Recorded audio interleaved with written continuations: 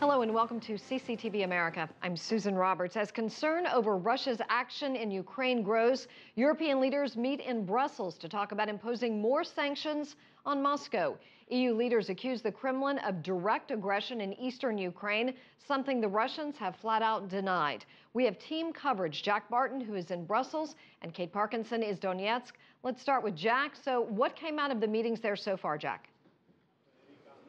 Well, we've had unprecedented tough talk from leaders and officials here in Brussels. Even the normally soft-spoken European Commission President, José Manuel Barroso, saying the situation in Ukraine is quickly getting out of control. It could lead to a wider war.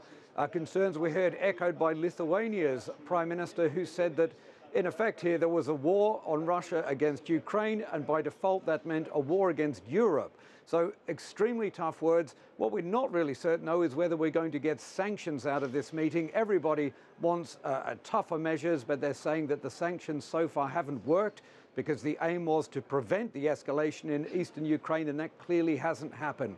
So all 28 leaders still locked away trying to discuss some new strategy that can try and turn this situation around.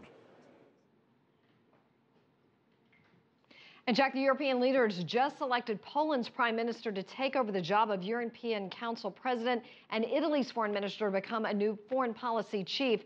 To what degree were those appointments shaped by the current dispute going on right now with Russia?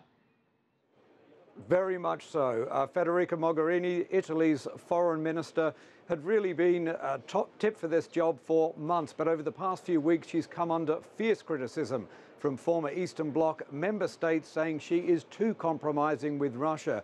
And as a result, they really wanted to put her in there, have a woman in this job and one of her caliber.